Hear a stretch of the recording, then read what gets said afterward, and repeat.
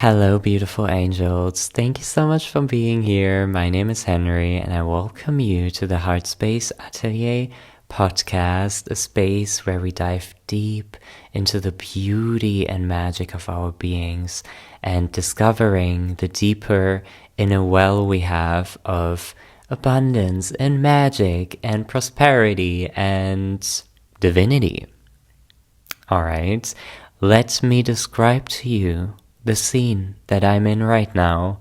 We have some beautiful, strong as fuck coffee here. It is snowing so beautifully and heavily outside. I have my favorite candle lit. I am absolutely in love with this moment. And I feel like with every word that I speak, the snow just gets stronger and stronger and stronger. It's crazy. I don't know what's happening right now, but it is crazy, but I'm so here for it. I was born during winter time. I'm a winter child. I thrive most when it's beautifully snowed in and everything is cozy. And today we're talking about something that I've been pondering about for a while now, because truth be told, I haven't really mastered it, but I feel like right now I'm taking such leaps and huge steps into doing it more and more and more, which is taking up space. You must learn how to take up space, because if you don't take up space, your dreams will suffocate.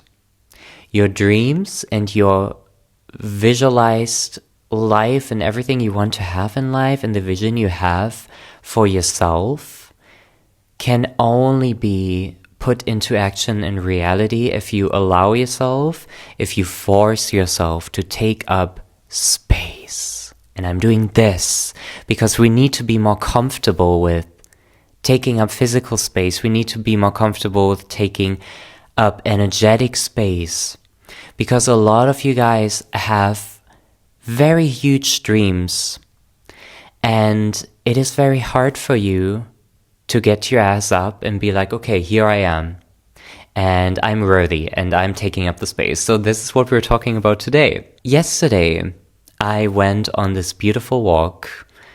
Well, it wasn't that beautiful because the streets are fucking icy. Like, I landed on my ass this morning, okay?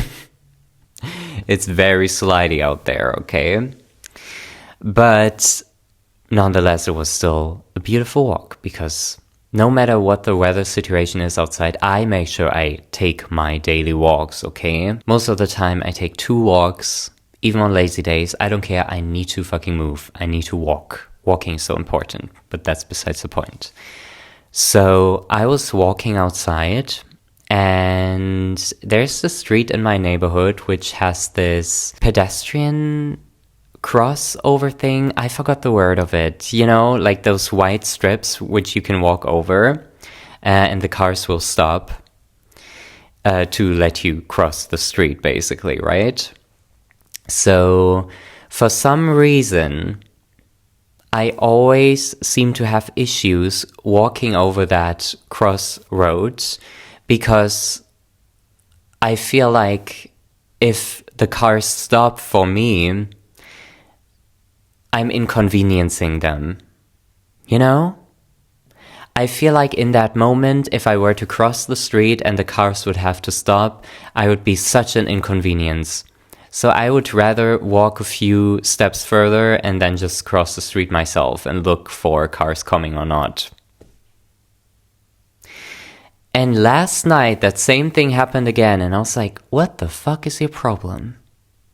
What is your issue? First of all, theoretically,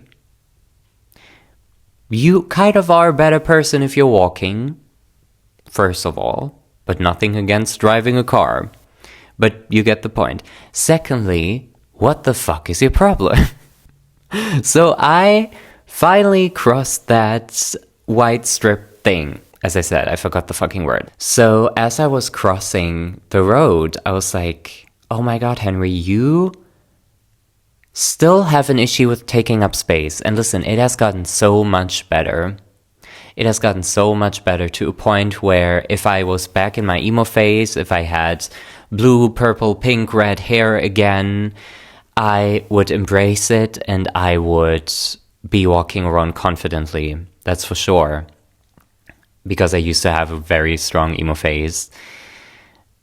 And, you know, I felt super insecure during that time because I wanted to dye my hair all those different colors. I had so much fun with it. I enjoyed doing it so much, but I was so scared of taking up space and being perceived, and it sent me into a social anxiety spiral, right? Because I was so scared to still be worthy, even though I was not in alignment with the quote-unquote social norm.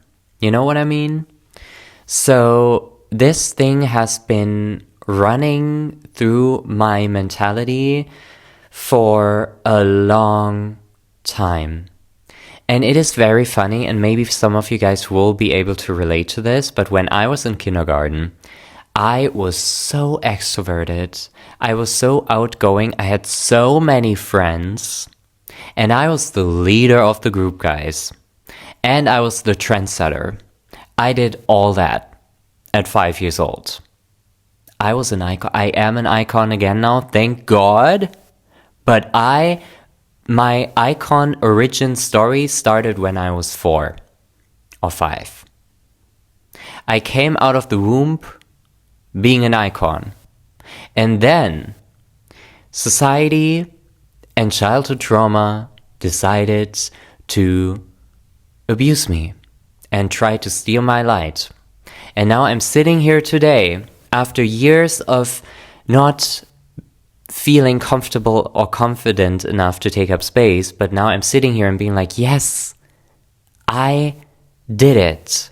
Even though part of me still feels that way, because it's hard to heal something fully, you know, because some things are just like they will come up again and then they disappear and then they come up again, right? So it's kind of like sometimes it's a huge wave, sometimes it's a very light wave, sometimes there's no waves at all. But yeah, so the past 10 years, I would say, have been such an incredible transformation. I'm 24 now. I feel like when I was 14, or even before that, I would say I feel like the second I got into school as a child, that light and that confidence just started disappearing little by little. I had such huge issues in school, guys, okay? Like, I was so socially anxious. I really rarely ever showed up. Like, I was on sick leave, honestly, probably for 70% of my school career. Like, I don't fucking know. It was intense for me. I hated it. I actually also ended up being homeschooled for a few years to get my diploma and stuff, because I still wanted to get that, obviously. Now that I'm 24 and I haven't been in school for the past 4, or has it been 5 years? Oh my gosh, guys, it's been 5 years. I haven't been I was in college for a while, but then I decided to just become self-employed and start my tarot business. And I also had lots of different jobs, which I was very lucky to get into because they didn't really require like a crazy good education or something. Because that's the thing, like, I've always been super smart. I have no issues with studying at all because my brain is like a little sponge, and I would just absorb the information and then it's stored in there. Except with maths, like, keep me away from that shit, okay? That shit's demonic. Anyway, so yeah, I was just too anxious and too traumatized, because the thing is, a lot of us, we don't really realize that being exhausted and quote-unquote lazy is a trauma response. Being very passive in life and not being able to do anything is a trauma response. So that kind of took a lot of my energy, and it just, to keep it short after this huge rant, school just wasn't for me. So the past 5 years have really shown me how to meet myself again, how to get to know myself again, my truest self, stripping away the illusion of being this quote-unquote introverted person, because I also realized I'm not introverted.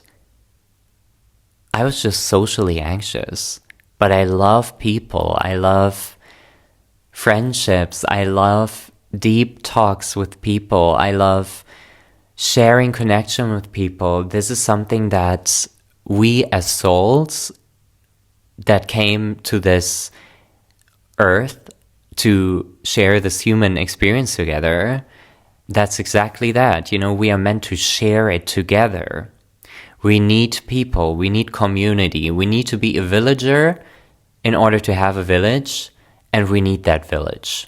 There's no way around it, So this is also where my saying of you need to take up space ties back in, because you need to force yourself to take up space in order to find community, to let your dreams flow into reality. Because if you keep making yourself small, if you keep energetically underpaying your existence, how can your dreams find you? How can your soul-aligned people find you? It's not possible. If all you do is stay at home, stay in your comfort zone, do what you think is safe and what has been promised to you, that's the problem. That's where it starts. It puts you into this vacuum of comfort, but nothing grows there. Nothing. And that is why we need to force ourselves to take up space. If you want to take pictures of yourself, have a little photo shooting outside. Let's say you travel to Paris and you want to take a picture in front of the Eiffel Tower and have like this little photo shooting with your friends. And your inner voice is telling you, oh my God, don't do that. You're taking up space. That's embarrassing, blah, blah, blah, blah, blah, blah. That's exactly when you do it. I want you to track down your thoughts and those little evil, annoying ass thoughts that are telling you to step down, to not put yourself on a pedestal, to not take up space. I want you to observe them, and then I want you to do the exact opposite of what those fear-based thoughts told you. Let's say you are a very insecure person, but deep down, you also know you're really beautiful and that you could easily become a model. Easily, if you had the audacity. And you look in the mirror a lot of the times and you're like, oh my God, I'm so pretty, but also I'm super insecure. Like, how do I deal with this? And your dream is to become a model. Your dream is to walk the same shows as like Bella Hadid or something, But every time you look into the mirror, you take pictures of yourself, you're not gonna post them because you're scared of other people judging you, when in reality it is mostly just you judging you. Because what other people think of you is really none of your business. It's very selfish to assume that people are judging you, because most of the people, most of the time, are really fucking self-absorbed and self-obsessed, and they don't even have time to judge other people, Only insecure people would judge other people. And since you are insecure, you are judging yourself. And that is an issue, because it is very selfish to think that other people would judge you, because that's some weird audacity to have, to just assume that other people are gonna judge you. It just doesn't add up. because you could never know what's going on in somebody's head. Because sometimes maybe you're gonna end up posting that little self-made photo shooting and some people will fucking love it. Maybe everybody will love it. Maybe somebody's gonna be like, oh my god, I wish I could do that. Who knows? Who cares? Who cares? Guys, who cares? I have recently been posting a lot of TikToks just to build more community and share what's on my mind. And it's been really, really fun, and I enjoyed it a lot because it just feels really guided by my heart, and everything I post just really is coming straight from my heart, and it is so authentic to me, and I just love it so much. And this has in turn attracted a lot of beautiful souls who resonate with my content. But sometimes I get some weird ass comments and I'm like, who cares? Who cares? Because if you do what you love, you are respecting yourself in the highest way. You have to think of it like this. Your soul has decided to reincarnate on Earth to pursue your dream. And that is the biggest goal of your soul. Let's say you want to become a musician. You want to share your art with the world. You want to heal collectively through your art. You want to share it. You want to sing. You want to be on stage. You want to be in the spotlight. You want to experience the sparkly life, but also the light and dark side of this dream. You giving yourself permission to go after it is the most respectful thing you can do for yourself and for your soul. The most respectful thing. Because your soul came here to follow that dream. Your soul came here for many reasons, but this one being an especially important reason. And you going after it is the most respectful for yourself and the most valuable thing you could ever fucking do in your life. Your whole life. So yes, your dreams were not planted into your mind and soul and heart and spirit for no reason. They are there because a future version of you already has them. And they're talking to you being like, listen, we need to get to fucking work. We need to get to fucking work. You need to take up the space you need to take up. Let's say you're looking for a band to play in, or you're looking for people to make or produce music with. You need to have the audacity to follow strangers on Instagram that produce music. You need to have the audacity to just send them a DM and be like, hey, do you want to make music? Like, you need to have more audacity. Spread the word, spread the message. Create your village. Be a villager. Take up space. What I've also recently been pondering about is creating some little stickers and posters to just spread around Berlin that has a little QR code on my, for my podcast. Because I'm like, I want to take up more space. I want to just show the world what magic I'm creating. Because yes, I'm doing all of that on the internet, obviously. But I want people, I want to spread the magic also in real life. And at first that really scared me, but now I'm like, I don't care. I'm probably going to do that because it's such a cool idea. And it's also a very cool old school thing. And I'm cringing at myself for saying that because it shouldn't be old school, and probably it isn't. But since everything is so digital nowadays, it does seem a bit different, if you know what I mean. So I am allowing myself to take up the space here to find more people that are resonating with my craft and that are gonna enjoy my episodes when I put them out every Thursday at 4 p.m. You know, just I'm deciding to have the audacity to take up space and to do what I must do and to take the opportunities that I have in order to let my dreams blossom even higher and bigger. Another really important thing is how you show up to the world. Are you showing up as your most authentic self when you dress yourself with your makeup, how you do your hair, the color scheme you're wearing and embodying? Or is it completely against your nature? Because for me, I was very colorful as a child. I was even wearing dresses. I was wearing like little like tutus, and like just a lot of colorful t-shirts. Like for me, fashion had no boundaries when I was a child. Okay.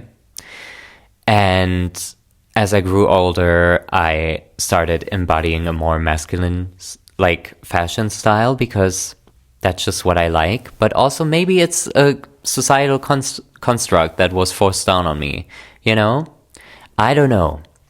But what I'm saying is like I feel very good in my skin. I feel very good in what I'm wearing. But if I ever wake up and I want to wear something more colorful or dye my hair pink again, which has also been something I've been pondering, I'm gonna do it because, first of all, I live in a city where it's really widespread and like socially accepted. But even if you live somewhere where it isn't socially accepted, that is especially when you should do it. Because when I went through my emo phase, I was still living in my very small German village. And I think I was probably the only one who had colored hair, So it's important to embody yourself from the bottom of your heart when it comes to your fashion and to your style, how you carry yourself, your home as well. How do you want to decorate it, I am the creator of my reality, and if I want to wear like a pink, green, blue outfit, if I want to dye my hair, if I want to have sparkly glitter nails, I am gonna fucking do that. And I will do that with so much happiness and joy because it brings me joy. Like I love painting my nails from time to time. I love dyed hair, even though I haven't really like dyed it any colorful color in such a long time. Like it's been many years, So we need to really ask ourselves, maybe even create a Pinterest board. How do you want to look like? What do you want to embody more? Do you really like your hair color, or is your soul craving to have purple hair? Has your soul been craving to have purple hair for a while now? What's your soul been craving? Has your soul been craving to wear more feminine clothes? Has your soul been craving to wear more masculine clothes? Because all of that doesn't matter. I don't believe in gender, honestly. I fucking don't. We are all just humans. So it doesn't matter who you decide to embody as, because we're just humans. And if you want to be more on the feminine side of the spectrum or the masculine, doesn't matter. And I think this concept will probably also be more spread in the collective in many, many years, but we still have a long way to go for that. But like, it doesn't matter because we're all gonna die. We are all gonna die. And imagine this could be your only life. Your only life. Do you want to spend it turning into a little shell of yourself, making yourself very small? Or do you want to spend your life embracing the magic that you are, painting your nails glittery, dyeing your hair, no matter what gender you are? It doesn't matter. You are your creator. And I see it as like a Animal Crossing, like you can customize your character. You can customize your town, whatever. You can customize your life. Same goes to you. Why do you think there's so many limitations? You are literally living in an Animal Crossing life. Okay? You can make anything possible that you set your mind to. You can customize your character, you can dye your hair, you can bleach your brows, you can get a tattoo, you can wear clown makeup, you can get lip filler, you can paint your nails, you can do fucking anything. People are so obsessed with thinking about who's caring about that. Some people may judge you because they're insecure themselves, because a secure person would never judge anybody's appearance, because like for me, I don't care. I may see something every once in a while that I'm like, okay, I wouldn't necessarily do that, but who would I be to tell that person that, or like in my mind be like, oh, that looks ugly? Like, no. That's their story. If they find it beautiful, I support that. Period. You know? I don't care. I care too much about me. You know? And I know how it feels to embody yourself in a very unique way. And other people maybe not finding it as beautiful, but who cares? It's your life, it's your avatar, it's your character. You customize it. So you need to do what makes you joyful, happy, and full of whimsy again. Where's the whimsy? Where is it? Where is it? It sure as hell is not gonna be in those gray pants, gray jacket, gray fucking everything. If you feel like you need to paint more color back into your life, it is your job to fucking do it. Okay? No one cares.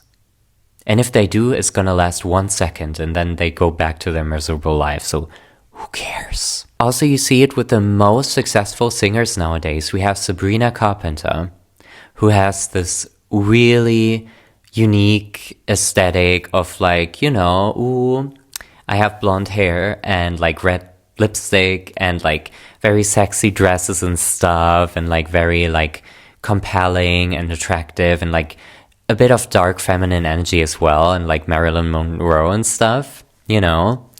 And that is so iconic, and she has been popping off like that so much more because she has her unique brand and style.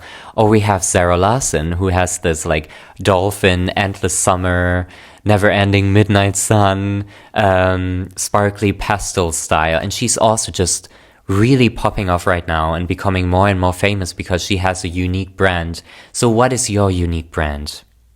What is it? I know what mine is, and I know what I want to embody more, especially this year. And I am also actively working on like having vision boards for that, so I can aesthetically and visually embody that more as well. What is your brand?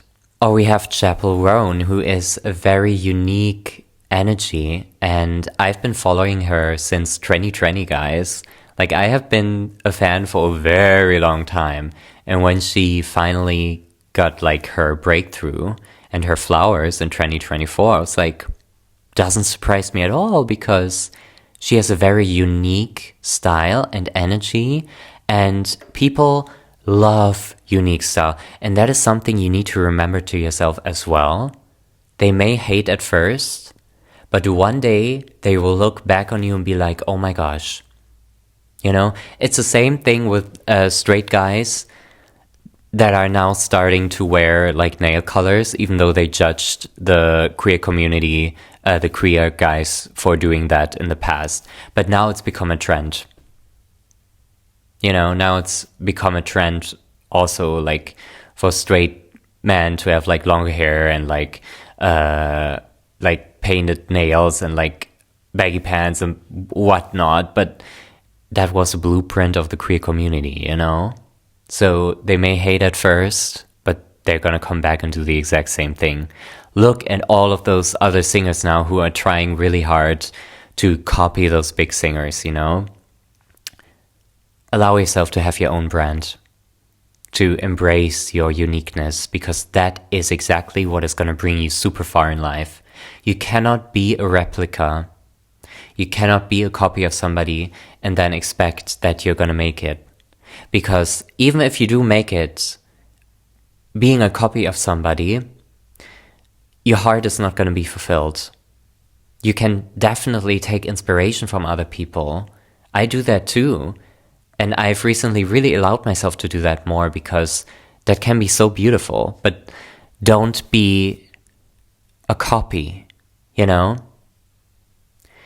I had this friend as a child that was really, really toxic, and she would always like be super mad at me if I did something that she did first. Like if she bought this toy and I got the same thing because I was inspired, you know. I never wanted to like copy her, but I was just really inspired, you know, and she would be super mad at me and like super toxic, and she thought she was the most original girl and like super scary as well.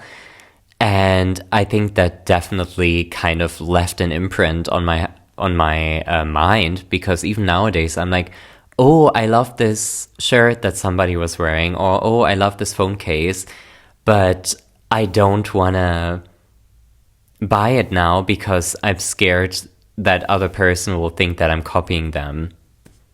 Do you know how crazy that is? So allow yourself to take inspiration, because we need that too. We need that too, you know? And copying somebody and taking inspiration from somebody are two incredibly different things. So just allow yourself to gather information and inspiration and then make it your own, you know?